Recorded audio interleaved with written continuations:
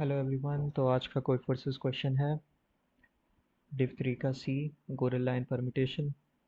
तो क्वेश्चन है गोरिल्ला और नुबिश को 3 नंबर मिले हैं एन एम और K where M is less than K, मतलब एम के से छोटा है।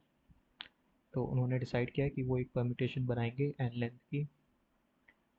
परम्यूटेशन के लिए नुबिश कुछ फंक्शंस लेकर आया है where G I is the sum of all numbers in the permutation on a prefix of length I that are not greater than M. मतलब प्रीफिक्स सम है उन नंबर्स का जो एम से बड़े ना हो, मतलब एम से छोटे हो या बराबर हो। ऐसे ही कोरेला दूसरा फंक्शन लेकर आया है एफ आई, जो सम होगा all the numbers in the permutation of a prefix of length I that are not less than K. मतलब जो के से बड़े नंबर्स होंगे उनका प्रीफिक्स सम होगा एफ आई। अब हम प्रीफिक्स होती है लेंथ आई की एक सब एरे जो स्टार्टिंग के आई एलिमेंट्स का हो। तो अब हमें एक ऐसा परम्यूटेशन बताना है जिसमें फंक्शन एफ का और फंक्शन जी का डिफरेंस मैक्सिमाइज हो जाए। मतलब हमें क्या करना है, फंक्शन एफ को गोरिल्ला वाले फंक्शन को सब बड़ा करना है और नोविश मॉन्क वाले फंक्शन को छोटा करना है। तो ये करना है हमें। क्वेश्चन पढ़ के कुछ खास ठीक से समझ आता नहीं है, सॉल्यूशन बताऊंगा तो आपको लगेगा कितना आसान सा सॉल्यूशन था। तो ये इसकी कहानी है। तो अब ये क्या कहना चाह रहा है कि मतलब के से बड़े नंबर्स का प्रीफिक्स सम बड़ा करना है और एम से छोटे या बराबर नंबर्स का प्रीफिक्स सम छोटा करना है। मेनली तो ये क्वेश्चन इतनी कथा में ये कह रहा है, जिससे हमारा ये बड़ा हो जाए, मैक्सिमाइज हो जाए। तो अब इसको किस तरह से करें। प्रीफिक्स सम मतलब जितने भी पहले एलिमेंट्स आ चुके होंगे उनका सम होगा। तो अगर कोई नंबर एम से बड़ा है तो उसका प्रीफिक्स सम ज़ीरो चल रहा है।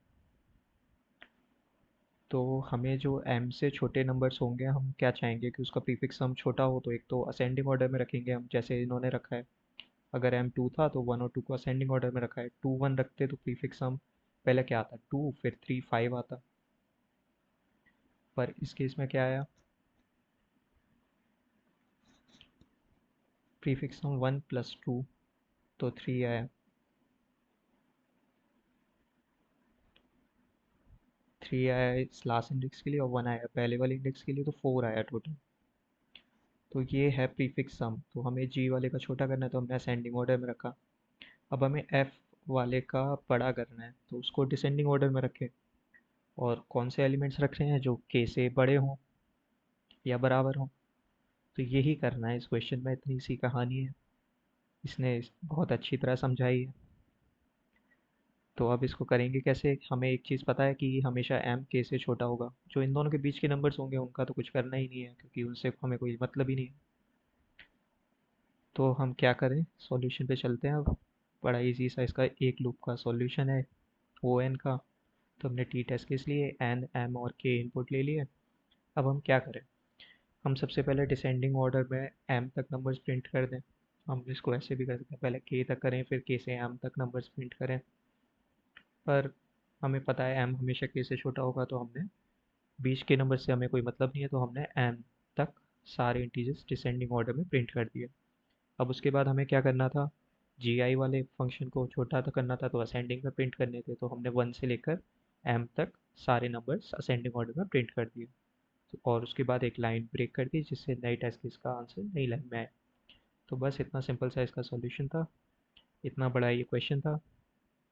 उम्मीद है सबको समझ आया होगा। Thanks for watching this video, have a nice day.